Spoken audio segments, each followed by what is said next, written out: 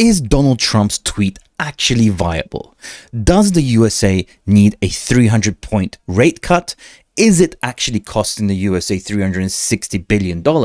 And more importantly, what a rate cut will do for the industry and whether it is actually a good thing or a bad thing. By the way, I'm Alvarez. I've made 7 figures in this industry. I own a crypto marketing agency, so I know what it's like on the other side of the curtain.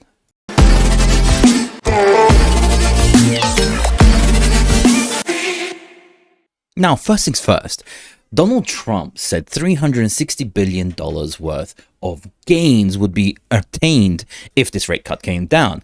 And what he seems to be doing is taking 1% of the $36 trillion debt that the USA has. However, that's not how it works. The actual number that is really key and really important is the federal debt held by the public. And that number is 28 trillion. Now, 1% of 28 trillion is 280 billion, and that seems still a huge amount of money and a huge saving.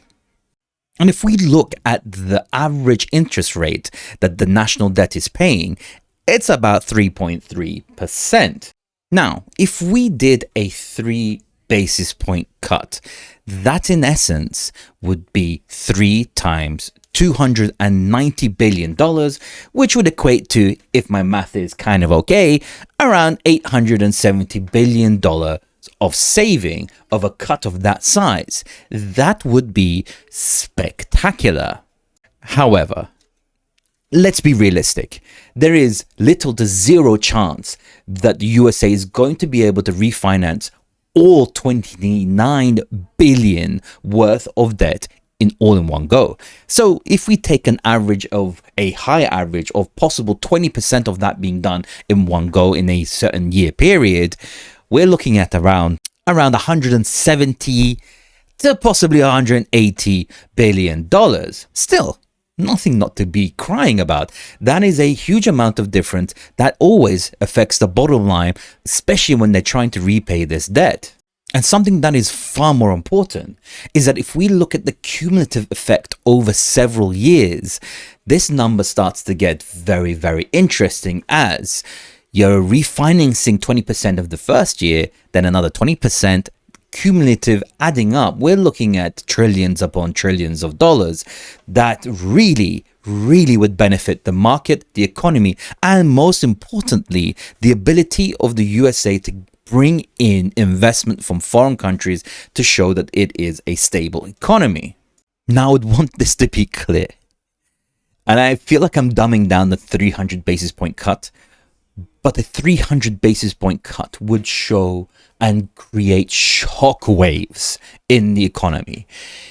And the reason why that is because throughout history, as we can see on the federal funds rate, there has never been a 300 basis point cut in history. And we're talking of some of the most spectacular events that you can remember. I mean, even if we look at close history, we look at 2008, the financial crisis, the largest cut that we had, and this was an emergency cut, was 100 basis points. We look at COVID, one of the most spectacular liquidity events in history. And again, it was 100 basis points. A 300 basis point cut would be spectacular. It will be like nitrous oxide on a Formula One car going at full speed. It will be, you will go back in time. It will be back to the future type of speed. A rate cut of this level will also massively impact the gross domestic product of the USA, which in essence is growth, the growth of the economy. I mean, if we look throughout history, every time there's been a rate cut, the GDP of that country has shown a real movement up. And at this current moment, the USA's GDP is at negative. It is somewhat contracting. So a cut of that level will make this thing move exponentially higher. This thing will have a massive move up and GDP will start to recover through massive amounts of growth and investment and liquidity and availability of liquidity and cheap liquidity. It will be crazy. However, there is no such thing as a free lunch. There is no such thing as a free pump, especially in an economy. And a rate cut of this standard would absolutely skyrocket inflation. We would be looking at inflationary levels of 5% easily coming through with a rate cut of that level, because the ability and of actual money to be able to be taken out, an injection of money into the economy, will cause extreme inflation. We can see this due to the key areas where there have been some large level of sustained cuts within the economy. I mean, if you look at 2020 COVID, the previous years showed massive amounts of inflation. Inflation skyrocketed from 1.23 to 4.7. And then moved on to even more to 8% of inflation, which was absolute humongous amounts of inflation. Now, when we look at key factors within the market, we have tariffs that are going to be causing inflation. If you put something on this level, there'll be growth. Economy will go absolutely crazy. But inflation, as we see here, will also skyrocket. And it will make you think, would the cost of this be worth the growth? Because what inflation does, and why it's such a sore subject within most economies, and why they are desperate to get rid of it, is that it affects everyone. Higher food prices, higher gasoline prices, higher utility costs, all the way through it affects it. It deteriorates people's buying power. So that growth is just temporary. That growth helps a very specific level of people, not the actual people that live in that country. The effect of this is mainly hit on the US dollar. The US dollar will see a sharp decline with this interest rate going up. People will be looking for less dollars, not buying dollars, but buying investments. And that sell of that dollar will absolutely annihilate the value of it. So people who earn in that currency, people who buy in that currency, people utilize that, everything will be more expensive. So inflation will start to barrel roll through, including and adding the effects of tariffs. It will be a humongous effect. So what you see is a short-term huge growth, but the elongating of a problem of inflation that will develop from such a cut of that level. Now, if you were to ask me, what would a 300 basis point cut, what would cause the biggest amount of gain? What would benefit the most? Well, a cut of that level means cheap money. It means that the amount of money that companies can borrow to facilitate growth will be easier.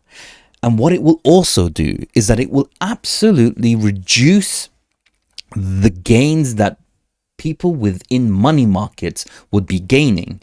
So that money would need to go somewhere. That money would need to find another home that will appreciate greater than the deflationary factor of the dollar.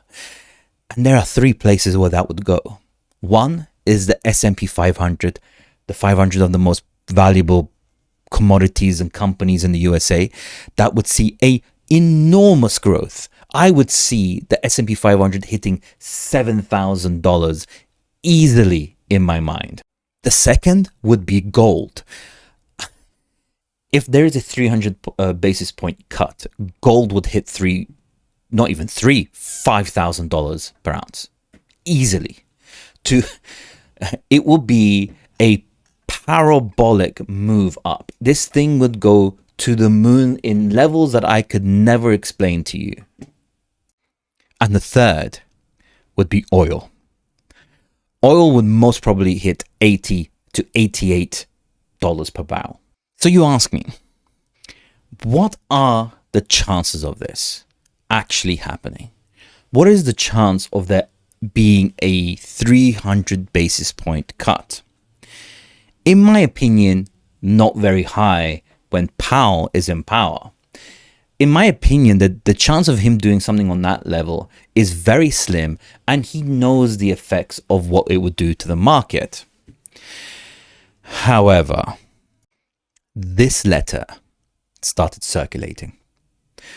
And this is a letter that seems to indicate Powell looking to resign.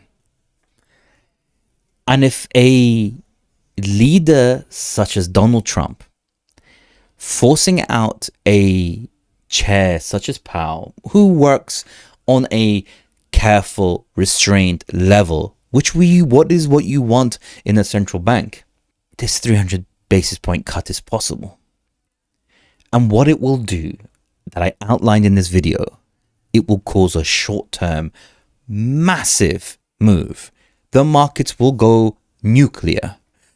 But as a nuclear event happens, the fallout would be unbelievable. Coming back from what that will do would possibly create some of the darkest times in the future. Who knows what will go forward? But I believe and hope that something, an event of this level, doesn't happen. Because, yeah, short term will feel good. But long term, oh dearie, dearie, dearie me. Anyway, I'm Alvarez. I hope you liked this video. If you like what we do here, make sure you press the like, follow, and I'll catch you guys later. Peace.